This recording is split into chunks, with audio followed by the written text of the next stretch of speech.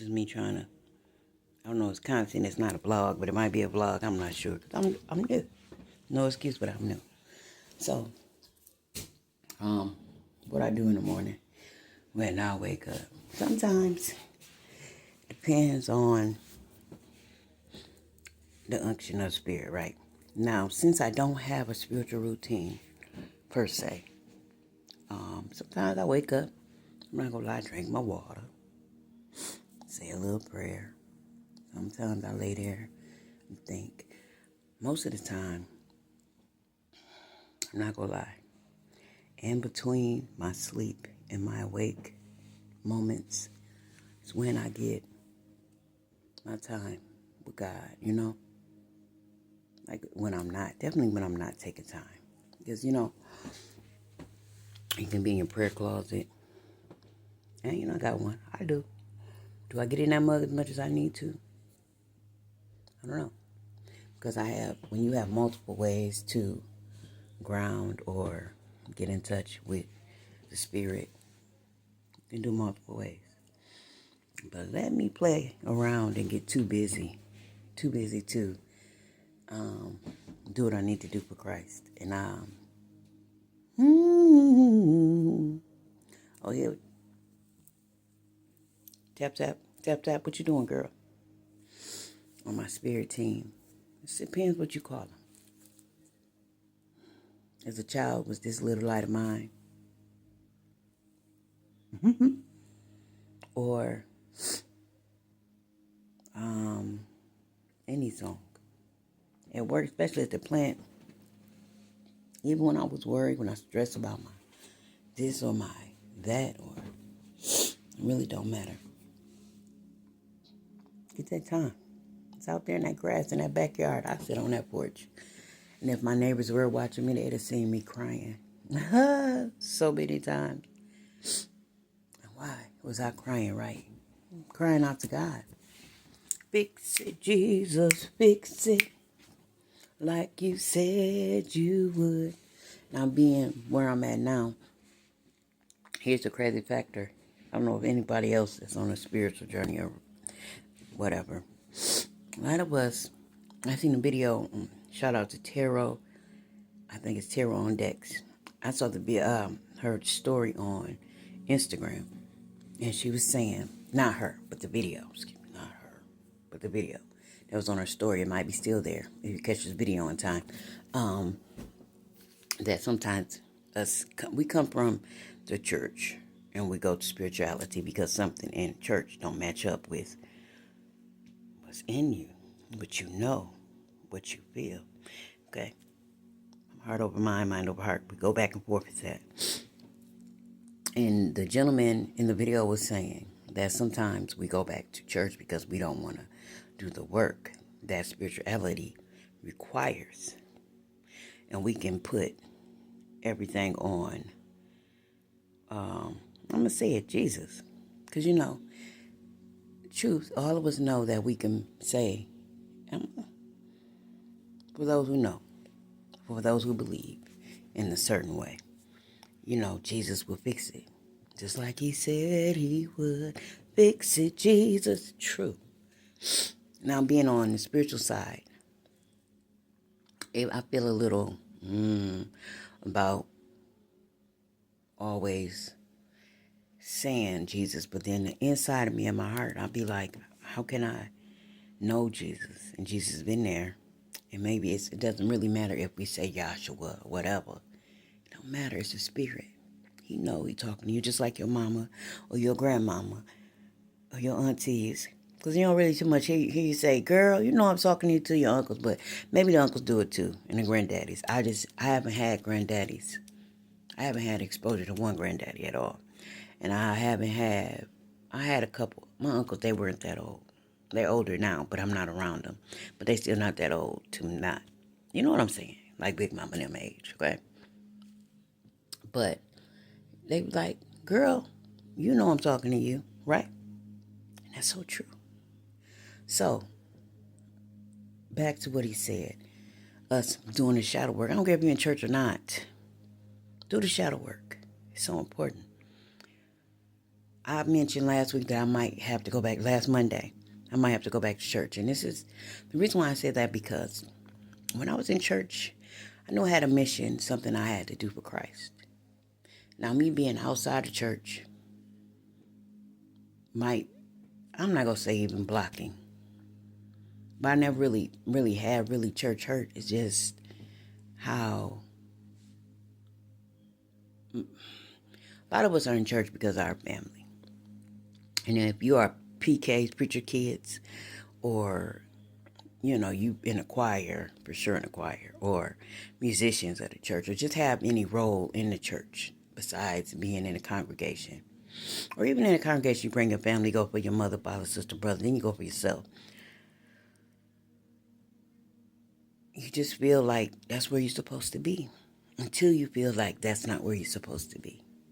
And then when you get that healing, per se, of whatever that wound, or, it's not church hurt. I can't call it church hurt because I have no issue not with a church, period.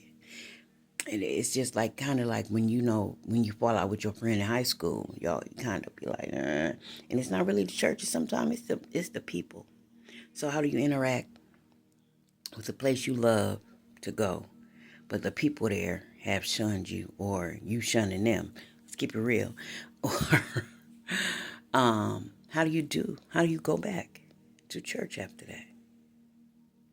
And I've been to a few churches, and not that any church I've been to I can't go back because I ain't been excommunicated or nothing like that.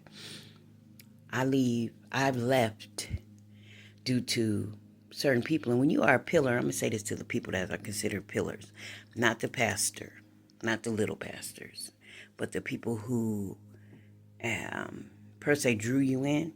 Let's say if you came to church for me and I leave church. Are you going to leave church, or are you going to stand on your own?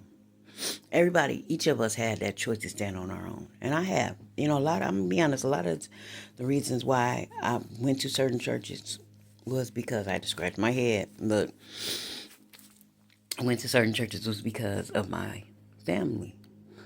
And reasons why I've left certain churches is because the treatment of, or the things they had to say. And it's on both sides of the family that I chose to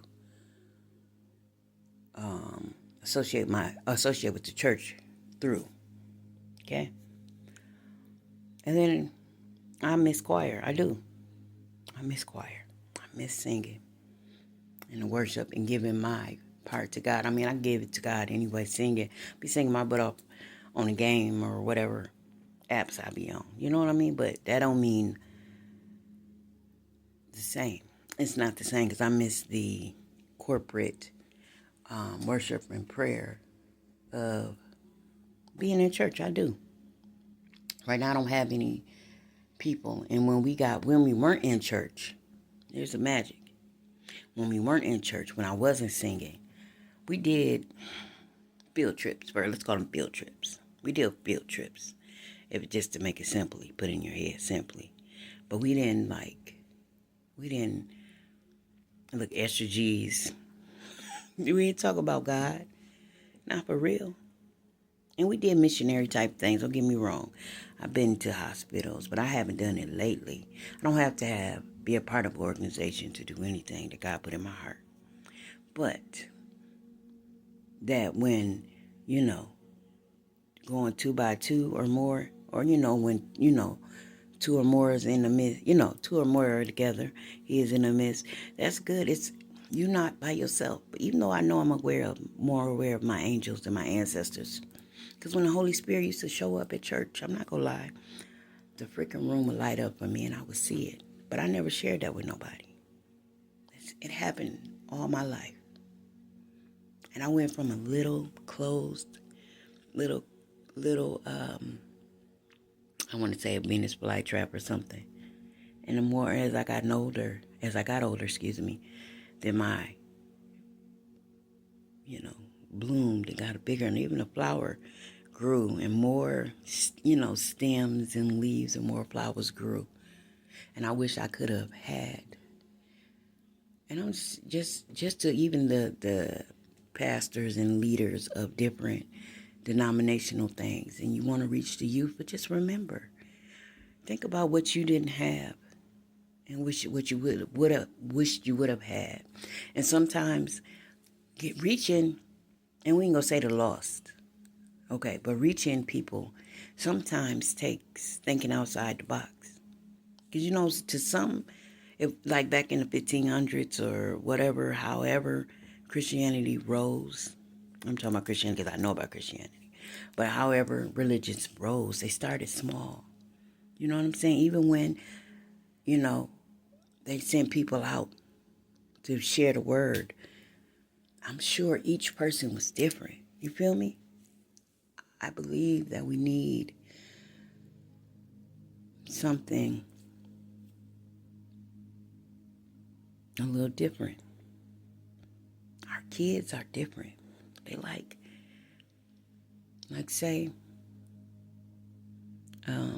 and you came to my mind, science, minerals, okay? So say you're like a carbon atom or whatever, molecule, there we go.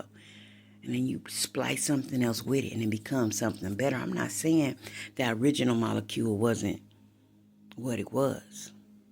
You feel me? Even you, when you add your mother's and your father's DNA together, I am, and I tell my daughter often, I see her, she's so beautiful, and I tell her, dang, if my mom was here, your granny was here, we'd be 3 generations of, like, we look similar, but we got our own flavor, swag, you know what I'm saying? Beautifulness, and my mom had a beautiful heart, and for us who believe on the spiritual side that we chose to come down here, we picked our parents, boy, and I always tell people, like, I love my mom, in spite of, and before this, God, even before I was more spiritual, I always been spiritual, but before I knew it, God shared with me about loving her. Now I can look at it as God, in church way of, just loving her, and that's how I looked at it. But on a spiritual way, if I chose her as my mother, and like I told someone else, I cried at my father's funeral because I loved him. And the only memory, one of the biggest memories that I had, it always, from like my whole childhood, it's like he gave me a couple bucks. And it wasn't the couple bucks that he gave me. It was the feeling that he shared with me. And I loved him from that one memory. You know what I'm saying? So if you think that one memory shaped my whole relationship and how I love my father, just know how holding on to that toxic, hurtful stuff will mess your life up. You got to view it how you're supposed to view it. I know we all been through things. And like I said, even back in church, even being in church or being spiritual, it's going to be truths that are going to line up, prick up, and it's going to be truths that's going to shatter your world. But I've been more of always an open kind of vessel. So I can morph and I can move. I've always been able to do that. And I want to implore you to do it. Release some of the pains and the traumas and how you see stuff. Don't get me wrong now. And I'm not even going to call it delusional, because if on the spiritual side I chose to come back and I chose the people that was going to be in my life, that was going to trigger me to awaken to the things of God, for real. Because I had a lot of awakening in church. I've been in church more than anything. I was in church, okay? But church didn't trigger me as much as it triggered a lot of us. And I'm talking about my friends that I went to church with, who church hurt them.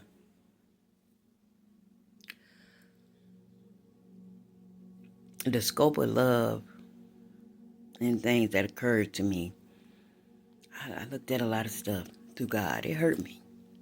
Don't doubt it. But I looked at it through the eyes of what God showed me. all I know. I feel that's all I know how to do. So even in the spiritual realm, I can talk crap. Don't get me wrong, I ain't gonna say I ain't talk crap. Okay, being honest, because I'm human. I'm human. You're human. We are human. I was mad at some of the things that people did. But here's the double-edged sword that God gave me. And I got one. And looking at, we talking about tarot, I got two. You ready? God allowed me to understand and know why you did it. He let me see your traumas. He let me, if not see him, he let me understand. He gave me an unction of understanding. And in my heart, even though when I was hurt by some stuff, I knew deep down it wasn't me. I'm not saying that, oh, I'm so holy and thou, that I didn't do something to trigger you. And the double-edged sword, I did. I said something, or I tried to love you. A lot of people don't believe, still don't believe. I was about to say S-H-I-T. Even some of my siblings. And I didn't wake up till like last year about it. I seen what they did. I seen what people did, friends, family, etc., work. But I'm like, oh, they're going through something. Yeah, hey, and you gotta kind of still say, oh, because that's a double-edged sword. But it really, and I'm gonna release this today, it really hurt me when I, see that throat chakra? It really hurt me when I really noticed that all the effort and works and sacrifices that I chose, y'all didn't make me do it. And y'all didn't believe in me or believe me to be who I portrayed and who I was with y'all every day. And we talk about Jesus. And I had one relationship, I won't say which one, that I got kind of was sort of woke. And I was like, if you can't do nothing else for me, sweetheart, just pray for me. Okay? And I didn't get that. It didn't bother me. That's what made me think about Jesus in the Garden of Gethsemane, right? Could you not pray with me for 1 hour? Or pray with me for 1 hour, whatever it said. The whole point is, could you not believe in me? But now I got a double-edged sword and turn it back on myself. Could I not believe in myself enough to walk away? Can I not go live or go back to school or pick up something or take that electronic from that child for 1 hour? So 2, 3, 4 days, weeks down the line, we won't have to have this conversation, this fuss and this fight, this tuss and this tuggle. You feel me? That's what's with me. I have that kind of mind. I have that kind of things, and it makes me frustrated sometimes. But then I say, thank you, God, because I can see both sides. So people will be like, oh, you take it too long. You're thinking, that's because not only is the regular version of what's going on, this whole situation or what my choices are occurring simultaneously. What could go wrong? What's your version? If I go to the left, if I go to the right. But I have to choose God. If I can't reach God, or I feel I can't reach God, I have to go with my heart. And sometimes my big old heart, because the mind is a battlefield. There's no lie. That big, this mind, it's funny. But I have to fight with both. Because what's in this mind is them preconceptions. It's all those things, that's the hidden shadow stuff. Those things that people told you you're not going to amount to anything. That lack of support that you didn't get. You supported the frick out of your people, but they don't support you. Even on social media. Even before I got more comfortable. Keep it real. Even before I got more comfortable with social media, my family didn't like my stuff. They still don't like my stuff. Some of them I allowed in. They sent friend requests. Okay? But you know what? Just like in the Bible, they say a prophet basically won't get love acknowledgement in their own city. And that's true. It don't matter. And just because I use the word profit, it doesn't matter. It don't matter if you're a cake maker, a shoe maker, you make whatever. It is true. But what I do is not just for me and my children. A legacy is a legacy. And it includes you, my family. But not only you, but you, my friends. I love y'all because God gave me that. And I've been saying for years that I'm a lover of men.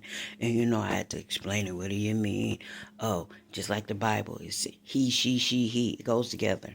And if you're a plant, a tulip, a little tree, whatever, if you're an apple or a banana, whatever you identify with. Hey, friend, I love you. Legacy. We're in this together. So I get a little, not discouraged, but I lose the value of the importance of the pain, the trials, and the tribulations that I went through. How big God made my heart. How he even put in my birth chart love. Let's put it like that. Love.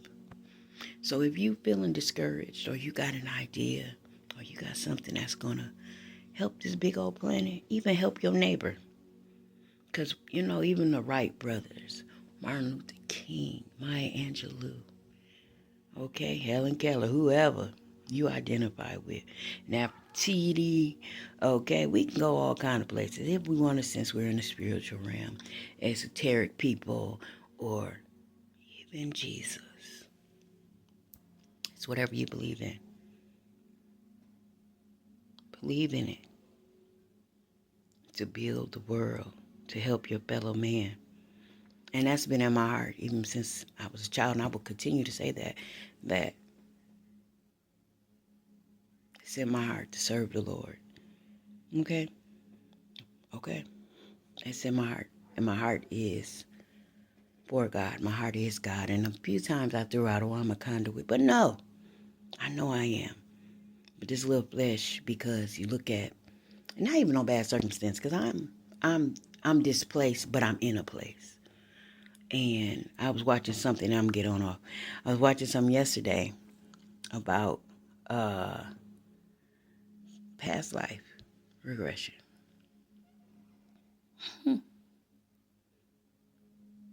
And for those, I'm going to tag this song in on TikTok.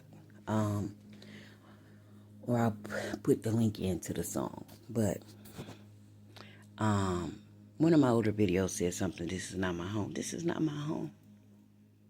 But I know God loved me enough, because he put it in my heart. He let me know in the spirit that my latter days will be my greater days. And even if you're young and you happen to pop up on this video, you don't have to wait till you're 44 to know what God has for you. You don't. And even if you are 75 or 86, okay, or us in our 40s, your latter days will be greater days. And Job got double for his trouble. He lost a lot. He lost his children, his finances. He had a weird wife, and some of us are connected to weird people. Just look up the information about Job's wife. And if you got somebody like Job's wife, figure out a way to emancipate yourself. And if they can't heal and you want to stay with them, and they're not healing, I don't know. Then you ask God for more strength to help you through it and see what he says. But, yeah. Job is a good story. Joseph is a great story. Moses, and even King David, which is, I didn't know it was the same person as David and Goliath. Okay? Yeah. So, anywho, with God, love, and intention, it'll balance out so much. And I say that, and I'm going to continue to say that. And Jaden made a quick cameo in my video. Today is day 7 of Faith Without Works. And I'm going to let this be my day 7 video. And if I have more to add, which I always have more to add, I might add it. But sometimes, as Edith used to try to say, a divine stop. So let me divinely allow myself to be stopped. I love y'all. Have a great day. Mwah.